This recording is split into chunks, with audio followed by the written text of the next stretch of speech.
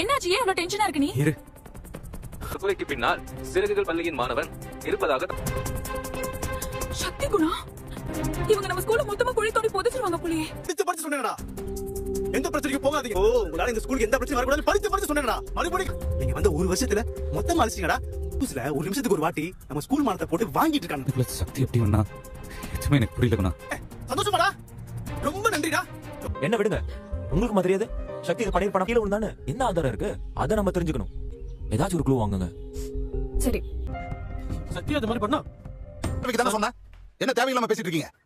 இந்த மனுஷன் முகத்தை பாத்தியாடா, எப்படி நொந்து போயிருக்காருன்னு. இன்ஸ்பெக்டர் ஆனா முதல் கேஸ் உள்ள மேலையா வந்து விழணும். 1000 விஷயம் நடக்கட்டும். உங்களுக்கு தெரியாத புள்ளிகளை பத்தி அவன் ஏன் அப்படி பண்ணணும்? அவனே அந்த பொண்ணை பார்த்து நியாயம் கேக்குறதுதான் போறீங்க. ஒரு நிமிஷம் நில்லுங்க. நாங்க சொல்றது ஒரே ஒரு நிமிஷம். வாழ்க்கையில அழிக்கல. உங்க ஃப்ரெண்ட் தப்பு பண்ணிருக்கான், அதுக்கான தண்டனையா அனுபவிச்சே ஆகணும்.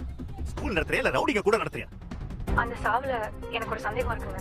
இல்ல வாங்கிட்டான்னு சொல்லி அவரோட வீட்டுக்கு டியூஷன் வர சொல்லியிருந்தாருங்க. கொஞ்ச நேரத்துக்கு முன்னாடி தான் கோபாலகிருஷ்ணன் அவளை ஸ்டாஃப் ரூம் வர கோபால் சார் அவகிட்ட மிஸ்பிஹேவ் பண்ணிருக்காரு.